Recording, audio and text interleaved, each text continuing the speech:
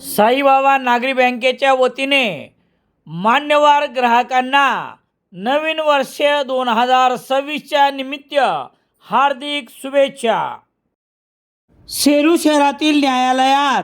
गुरुवार 11 डिसेंबर रोजी हजर करण्यासाठी न्यायालयीन कोठडीत असलेल्या एका 26 वर्षीय आरोपीने सेलू उपजिल्हा रुग्णालयात तपासणी केल्यानंतर हातातील हातकडीसह या आरोपीने पोलिसाच्या हाताला हिसका देऊन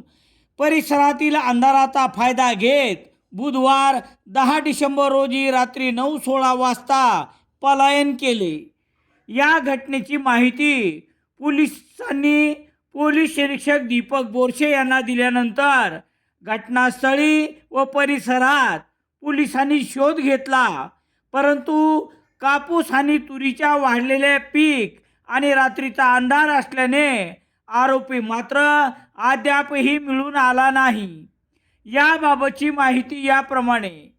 ज्ञानेश्वर शंकर पवार, वय 26 वर्ष, राहणार राजीव गांधीनगर सेलू, हा आरोपी जिंतूर तालुक्यातील बोरी पोलीस ठाण्यात दाखल एका गुन्ह्यात न्यायालयीन कोठडीत असताना हाच आरोपी सेलू पोलिसांना गुन्हा रजिस्टर नंबर 351/2025 कलम 303/2 या गुन्ह्यात अटक करण्यासाठी पोलीस हवालदार शिवदास सूर्यवंशी यांनी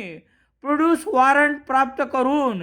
परभणी जिल्हा कारागृह येथून ताब्यात घेऊन सेलू पोलीस ठाण्यात हजर केले होते। या गुन्ह्यात अटक करण्यात आलेला पोलीस हवालदार सुरेश कुरे,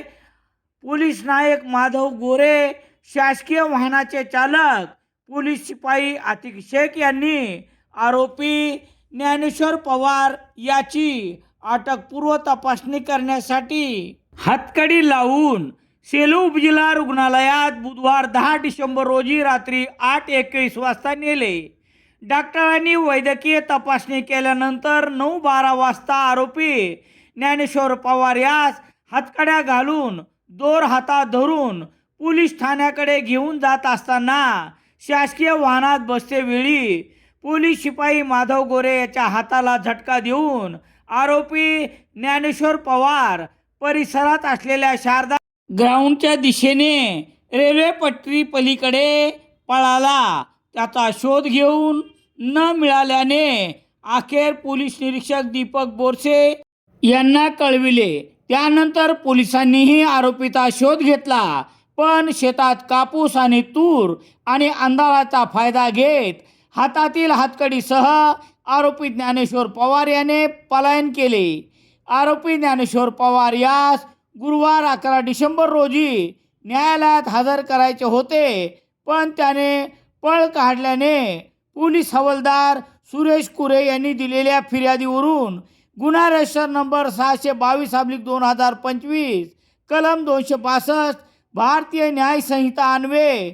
ज्ञानेश्वर पवार याच्यावर गुन्हा दाखल करण्यात आला आहे। दरम्यान